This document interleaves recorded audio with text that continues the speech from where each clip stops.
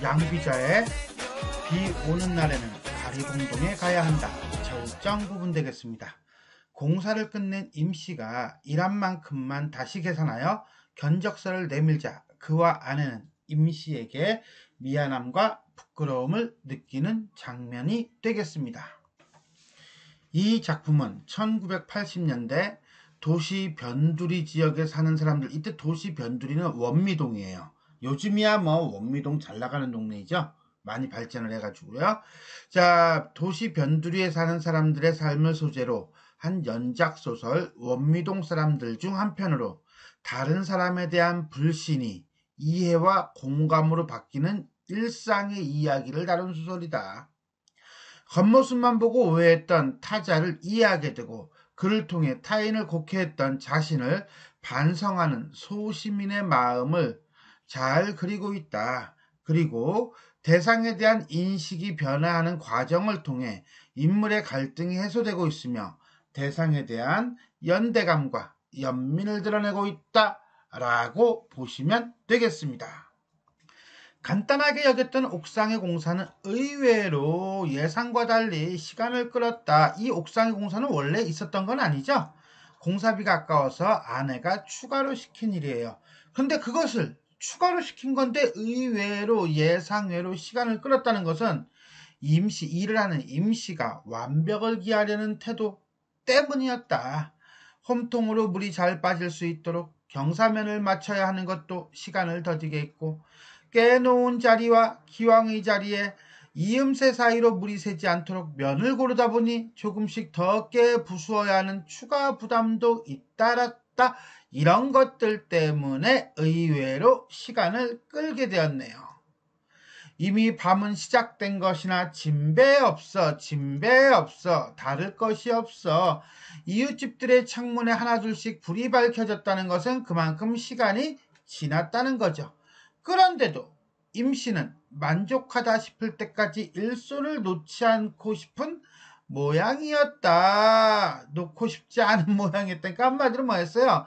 이거는 임씨가 그렇게 생각했다가 아니라 그가 볼 때 임씨의 심리가 이런 것 같았다는 거죠. 즉 그의 시각에서 본 임씨의 심리예요.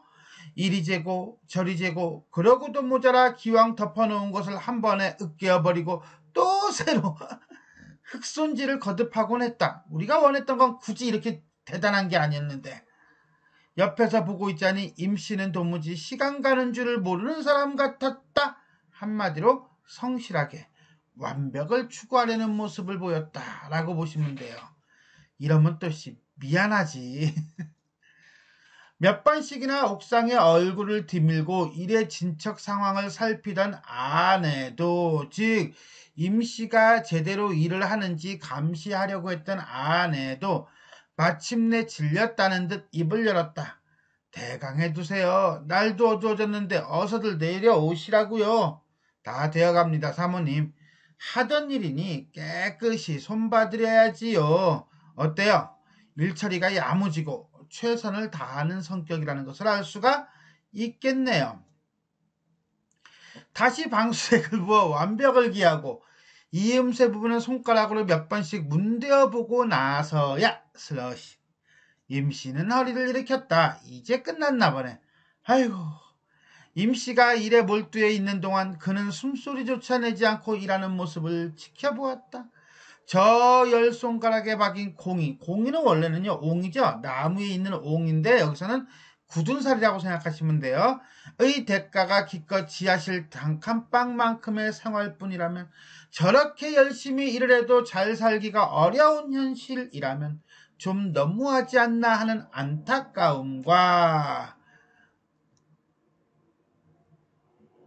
안타까움이 솟아오르기도 했다. 그러니까는 뭐야, 심리적으로 조금씩 가까워지는 거죠. 목욕탕 일도 그러했지만 이 사람의 손은 특별한 데가 있다는 느낌이 있었다. 자신이 주무르고 있는 일감에 한치의 틈도 없이 밀착되어 날렵하게 움직이고 있는 임씨의 10손가락은 마치 손가락 이상의 그 무엇, 이게 뭔데? What did you want? 했더니 뭐야? 손가락 기술 이상의 그 무엇, 정성과 진심이 있었다. 처음에는 이 사내가 견적대로 돈을 다 받기가 민망하여 일부러 지어 보이는 열정이라고 나는 추측했고 오해했었다. 옥상의 일의 중간에 잠시 집에 내려갔을 때도 아내는 그런 뜻으로 표현을 했다. 예상외로 옥상이 힘드나 보죠? 저 사람도 이제 세상에 꽁돈은 없다는 것을 깨달았을 거예요. 라고 하는 것은 아내는 임씨가 열심히 일하는 것은 돈을 받기 위한 것이다. 라고 단정 짓고 있다는 거죠. 하지만 일부러 지어낸 열정으로 단정한다면 당한 쪽은 되려 누구? 그와 그의 아내였다. 왜? 이렇게 되는 거죠. 밤 8시가 지나도록 자벽부 노릇에 시달린 그도 고생이었고 일부러 만들어 시킨 일, 그게 바로 뭡니까? 옥상공사. 견적대로 돈을 다 주기가 아까워서 마누라가 직접 일부러 더 추가로 시킨 거. 일로 심적 부담을 느끼기 시작한 것은 그의 아내, 역시 안절부절이었으니까. 그래서 그들이 당했다는 거예요. 그냥 가볍게 시킨 건데 너무 열심히 하니까 오히려 아내가 미안하게 된 거거든요. 그래서 요거에 대한 힌트는 여기에 있다라고 보면 되는 거예요. 여기까지 보면은 임씨의 성실한 모습을 통해 그와 그의 아내가 임씨를 새롭게 보고 오해를 풀어가는 모습이 드러나고 있다라고 보시면 되겠습니다. 아내는 기다리는 동안 술상을 보아놓고 있었다. 왜? 의심했던 게 조금 미안하기도 하거든. 그 다음에 고생도 하기도 했고. 손발을 씻고 계단에 나가 옷에 먼지를 털고 들어온 임씨는 8시가 넘어선 시간을 보고 오히려 그들 부부에게 미안해하였다. 일을 빨리 끝내지 못하고 불편을 끼쳐드려 죄송합니다. 뭐 이런 거죠. 아이고, 시간이 일이 되었남요? 우리 사모님 오늘 너무 늦게까지 이거 고생 많으십니다. 고생은 지가 해놓고. 사장님이야 더 말할 것도 없고 참 죄송하게 되었습니다. 라고 하는 것은 자기가 늦게 끝내서 불편을 끼쳤다고 생각한다는 거예요. 그것은 임씨는 뭐예요? 그렇죠. 상대방을 배려하는 성격을 가지고 있다라고 볼 수가 있겠습니다. 안방에서 아이들을 보고 있던 노모가 대신 임씨의 노고를 치하해 주었다. 젊은 사람이 일도 엄청 잘하네. 늦으면 내일하고 쉬었다면 좀 졸기구만. 일 무서운 줄 모르는 걸 보니 앞으로 잘 살기요. 덕담하는 거죠. 좋은 말 해주는 거예요. 그걸 통해서 노모는 임씨를 좋게 보고 있어요. 그죠?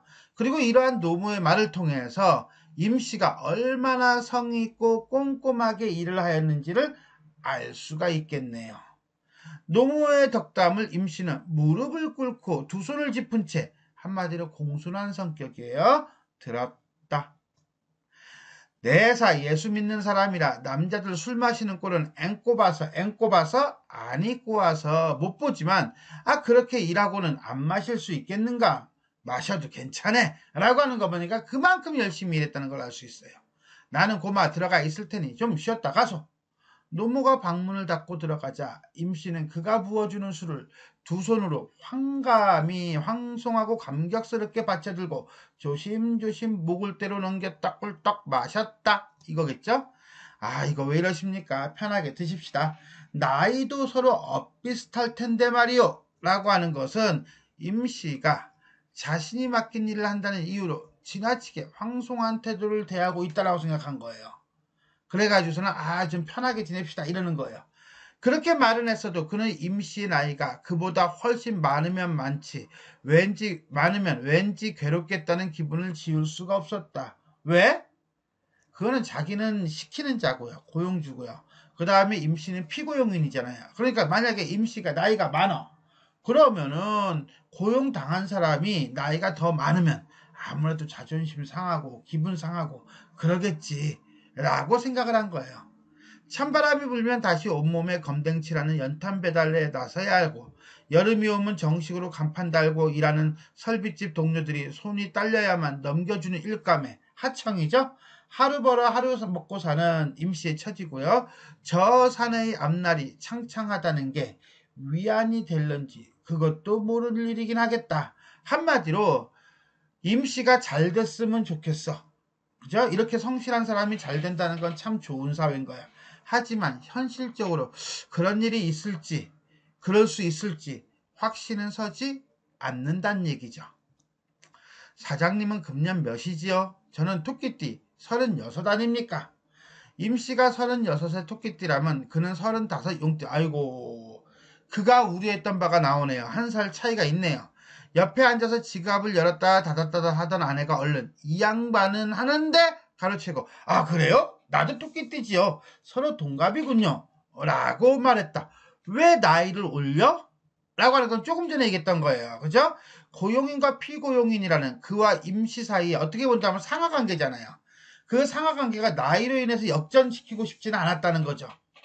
나의 입장에서 본다면 나보다 나이가 많아. 그럼 내가 존대를 해야 되는 이상한 생각이 되잖아. 돈은 내가 주는데. 두 번째, 임씨의 입장에서 본다면 나이가 어린 사람에게 고용됐다는 것을 알면 마음이 상할까 봐겠죠. 자, 1번이 맞을까요? 2번이 맞을까요? 그러면 솔직히 1번, 2번 다 맞죠. 그러나 조금 전에 앞 슬라이드에서 본 걸로 본다면 우리는 2번 쪽에다가 포커스를 맞추는 게 조금 더 내용의 흐름상 자연스러울 겁니다. 아내가 기가 막히다는 표정으로 그를 쳐다보았지만 왜? 나이를 속이니까. 그는 아랑곳하지 않고 동갑기념이라며 또 한 잔의 술을 잔에 넘치도록 부어주었다라고 하는 것은 심리적 거리가 가까워진 거죠. 한 살 정도만 보태는 것으로 거짓말의 양을 줄일 수 있는 것이 몹시 다행스러웠다. 왜? 임씨의 나이가 자신보다 많으면 왠지 서로 간에 껄끄러울 것 같다라는 기분이 들어서죠. 토끼띠 남자들이 원래 팔자가 드센 편 아닙니까? 여자 토끼띠는 잘 사는데 그런가요? 그건 난 모르겠네. 요상하게 우리나라 토끼띠 남자들이 신수가 고달프다 이겁니다. 사장님은 용케 따시게 사니 자기 집도 있고 따뜻하게 사시니 복이 많으십니다. 라고 하는 것은 자기가 어떻다는 거예요? 자기의 신수가 고단하다는 얘기죠. 즉 임씨의 어떤 고단한 삶이 반영되어 있다. 저런. 그는 속으로 머쓱했다. 왜? 솔직히 한 살 어리니까. 토끼띠가 어쩌고 했었는데 아무래도 아슬아슬했던지 아니면 준비한 술이 바닥나는 게 보였던지 아내가 단호하게 지갑을 열었다. 왜? 술자리 끝내려고. 돈 드려야죠. 그런데 돈 드려야죠. 하면 되지. 이거는 또 뭐야? 라고 한다면 이건 속내가 살짝 드러나죠. 뭐예요? 그렇죠. 가격을 깎으려는 의도죠. 즉 임시에 대한 오해를 풀기는 풀었어요.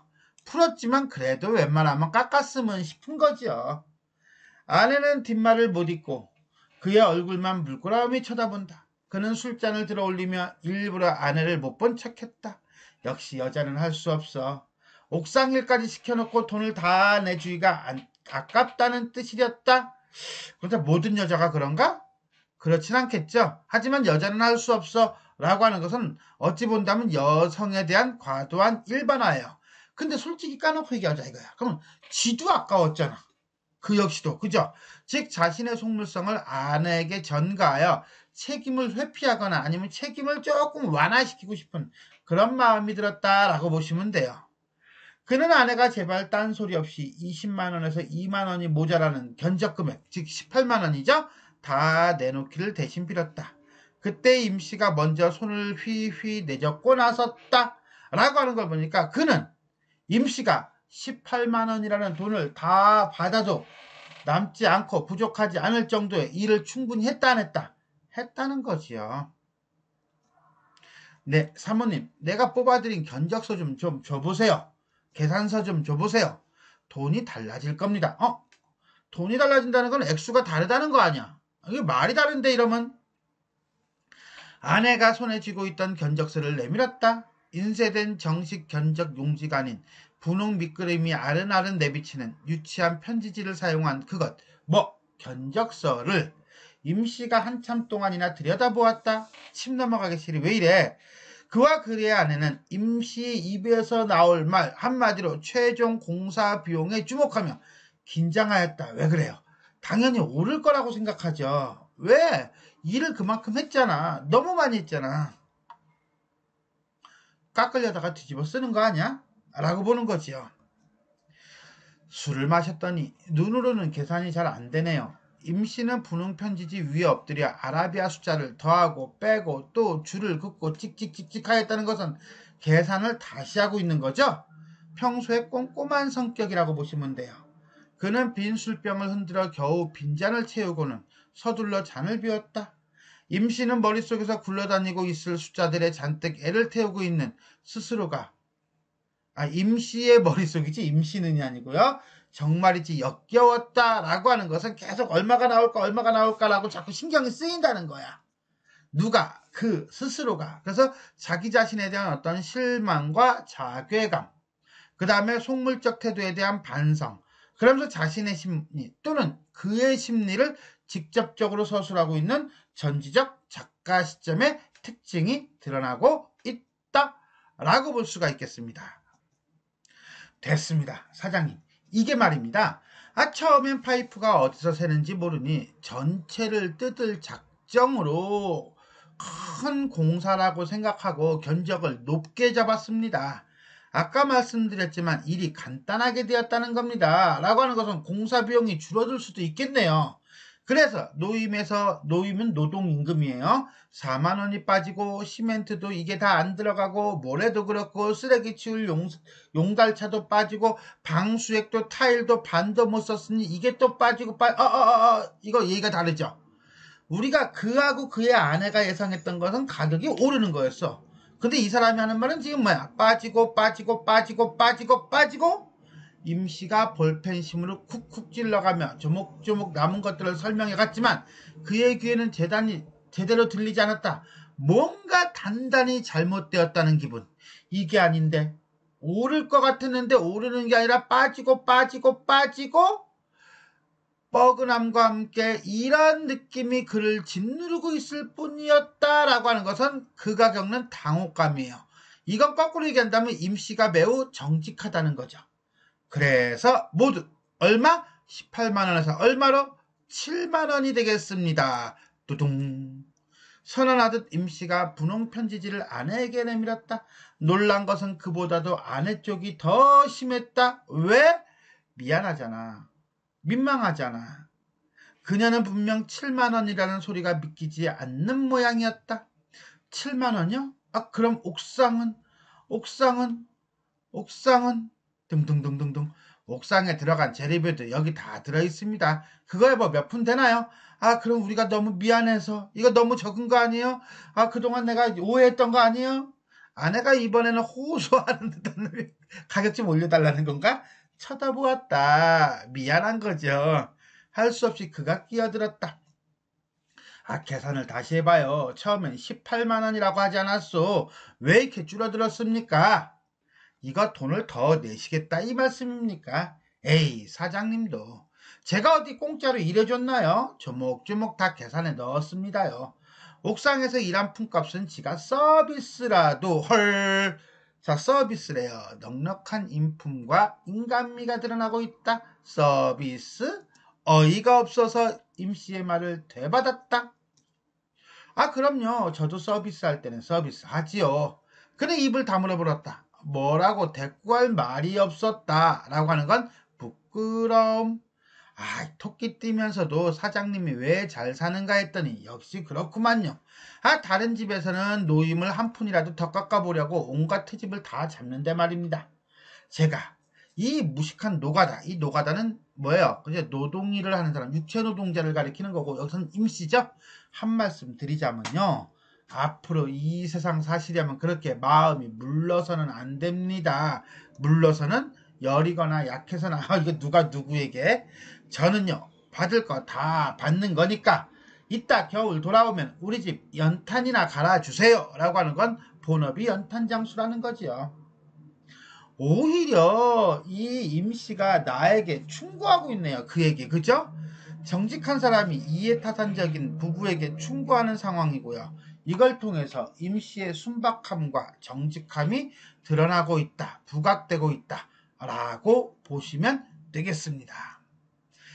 임씨나 아내가 내민 7만 원을 주머니에 쑤셔넣고 자리에서 일어섰다. 자, 여기까지가 양 기자의 비 오는 날에는 가리봉동에 가야 한다 의 절정 부분이 되겠습니다. 자, 절정 부분을 쭉 읽으면서 우리가 하나 체크해야 될 게 있다면 요걸 체크해야겠네요. 첫 번째 뭐예요? 그렇죠. 견적서에 이 뜬금없는 견적서. 이 뜬금없는 견적서는 임씨가 정직하다는 것, 그리고 매우 착하다는 것을 드러내면서 역으로 그와 그의 아내의 어떤 속물성, 속물근성을 보여주고 있다는 거 하나 잡을 수 있고요. 그 다음에 두 번째로는요, 그가 임씨를 이해하는 과정, 오해하는 과정을 보여줘요. 처음에는 편견과 오해가 있었죠. 뭐예요? 임씨가 일을 제대로 하지 않고 공사비를 부풀릴 거라고 생각을 해요. 그러다가 임씨가 일을 잘하는 모습을 보면서 일부 해소가 됩니다. 그리고 임씨가 고된 삶을 살고 있음을 알게 되죠. 그걸 통해서 동정과 연민이 나타나고, 그 다음에 임씨가 공사비를 정직하게 받는 것을 보고 완전히 임씨를 이해한다 라고 보시면 되겠습니다. 자, 이렇게 해서 우리는 양 기자의 비 오는 날에는 가리봉동에 가야 한다, 공사를 끝낸 임씨가 일한 만큼만 다시 계산하여 견적서를 내밀자, 그와 그의 아내가 임씨에게 미안함과 부끄러움을 느끼는 장면에 대해서 살펴보았습니다.